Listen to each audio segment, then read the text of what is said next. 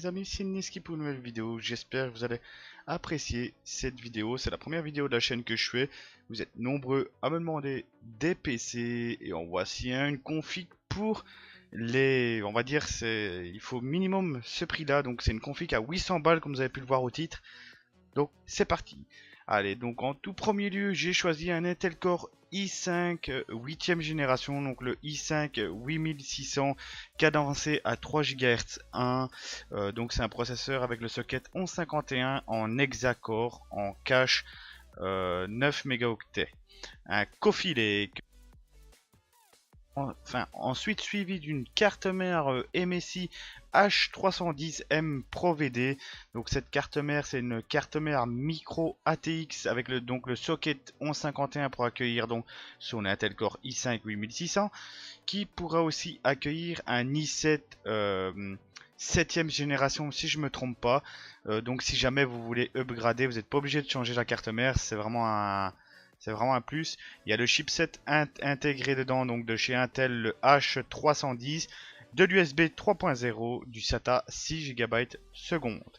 Avec en RAM, je vous ai mis donc du 8 Go en DDR4 de chez G-Skill Aegis en 8 Go, donc 2400 MHz. Voilà, je pense qu'elle fait largement le taf. Moi je suis encore sur de la DDR3, ils ont la DDR4. Enfin voilà, moi j'ai du matériel encore un peu ancien. Ici je vous ai proposé du matériel un peu plus neuf, et donc on va dire que c'est pour les gens qui ont un petit budget, on va dire. Si jamais vous voulez encore une plus grosse config, je peux vous la faire.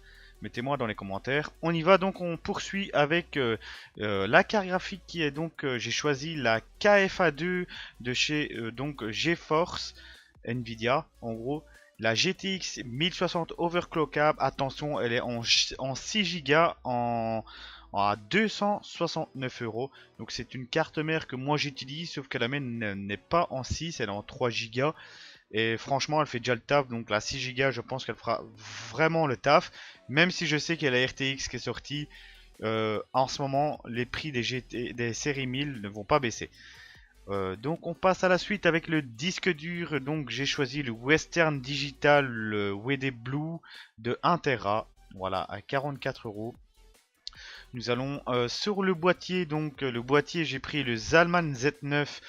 C'est un boîtier qui fait le taf. Bref, c'est pas du Jackie Tuning, mais pour ceux qui ont des petits budgets, ben, c'est vraiment pas mal. Donc 55 €.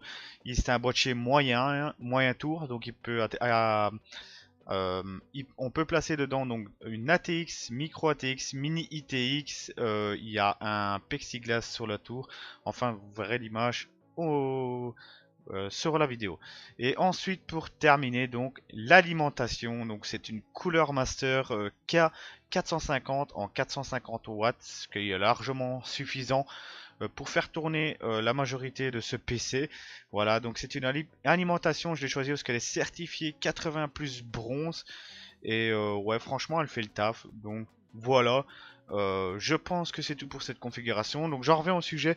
Si vous voulez encore d'autres vidéos comme ça, soit avec un budget plus petit, donc ça sera certainement de l'AMD, même si j'aime pas fort AMD, ou soit si vous voulez une config pour les plus gros budgets, n'hésitez pas à me dire dans cette vidéo.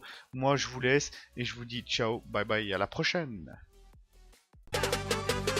Quand je dis pouce, vous dites bleu.